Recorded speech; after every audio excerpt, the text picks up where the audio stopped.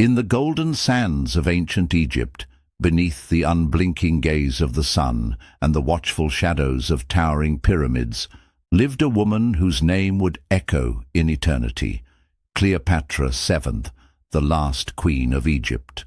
Both revered and reviled, Cleopatra remains one of history's most enigmatic and misunderstood figures, a ruler who defied expectations, claimed power in a world dominated by men, and left an indelible mark on history. Cleopatra was born in 69 BCE into a world vibrant with culture and chaos. She was a child of the Ptolemaic dynasty, a Macedonian Greek royal family that had ruled Egypt since the conquest of Alexander the Great. As the daughter of King Ptolemy XIII, a ruler plagued by instability and controversy, Cleopatra grew up surrounded by political intrigue, betrayal, and the ever-present threat of foreign domination. Unlike many of her predecessors, Cleopatra was not content to remain a passive figurehead or a puppet of powerful men. She was fiercely intelligent, fluent in multiple languages, and well-versed in philosophy, mathematics, and astronomy. But perhaps most importantly, she was the first Ptolemaic ruler to learn the Egyptian language and embrace the culture of the land she governed. Cleopatra didn't just rule Egypt, she embodied it, presenting herself as a living incarnation of Isis, the mother goddess of Egyptian mythology. In 51 BCE, Cleopatra's father passed away, leaving her, at just 18 years old, to co-rule Egypt alongside her 10-year-old brother, Ptolemy XIII.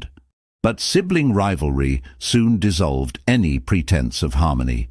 Cleopatra recognized that her brother's advisors were undermining her authority, and she refused to back down. It wasn't long before a bitter civil war erupted, a war that would forever alter her destiny. Cleopatra understood the stakes. Egypt's independence hung in the balance.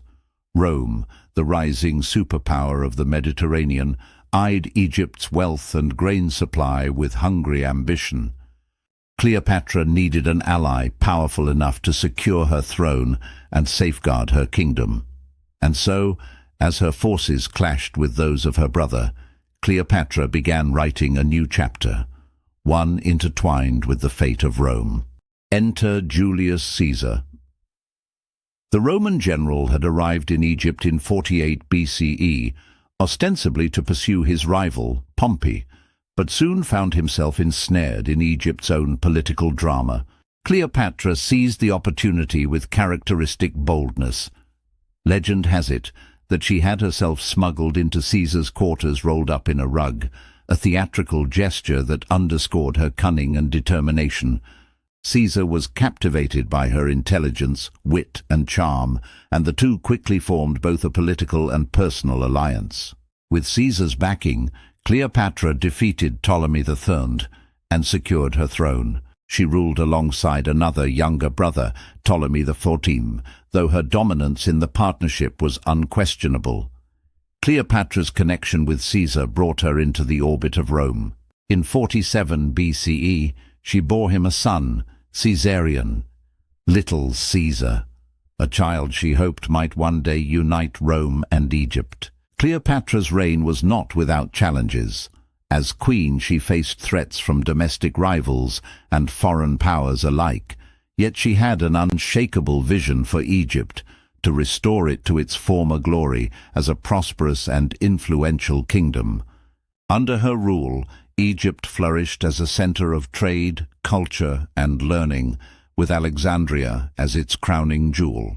Her reign transformed the city into a beacon of knowledge and a hub for intellectual exchange. Cleopatra's legacy endures, reminding us of her strength, resilience, and the profound impact she had on history. But Cleopatra's alliance with Caesar was short-lived. In 44 BCE, Caesar was assassinated in Rome, his murder plunging the empire into chaos. With her protector gone, Cleopatra had to navigate a tangled web of alliances and enmities among Rome's new power players. Two figures emerged as dominant forces, Mark Antony and Octavian. Cleopatra stood at a crossroads, her mind racing with the possibilities and dangers that lay ahead. Cleopatra wagered her future on Antony, a charismatic and ambitious Roman general who controlled the eastern provinces of the empire. Their meeting, as mythologized over centuries, was nothing short of spectacular. Cleopatra famously arrived in Tarsus, not as a supplicant, but as a queen, a goddess. Her ship sailed down the river Cydnus, draped in purple sails and scented by the perfume of burning incense, with Cleopatra herself seated beneath a golden canopy, dressed as Aphrodite, the goddess of love. Antony was enthralled. Their partnership blossomed into a passionate romance and a powerful alliance. Cleopatra and Antony shared both political ambition and a love for extravagance. Together they dreamed of an empire that could rival Rome, a united dominion of East and West. Cleopatra bore Antony 3 children, and they celebrated their union in decadent displays of wealth that scandalized and alienated many in Rome.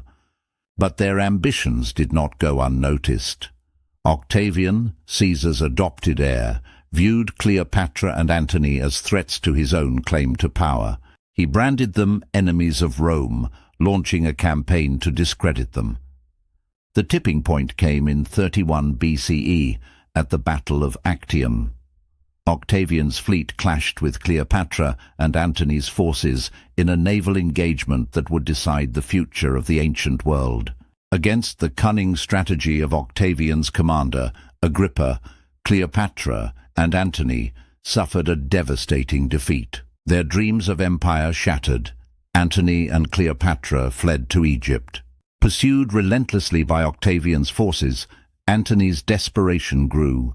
In 30 BCE, believing that Cleopatra had betrayed him or was dead, Antony took his own life, dying in Cleopatra's arms. His death left her utterly alone, facing the inexorable advance of Octavian and his legions. Cleopatra's death is as legendary as her life. Trapped in her palace, she refused to submit to Rome's humiliating terms or become a trophy in Octavian's victory parade. According to tradition, she arranged for a deadly asp, a venomous snake, to be brought to her chamber. Dressed in royal robes and surrounded by her treasures, Cleopatra allowed the serpent to bite her.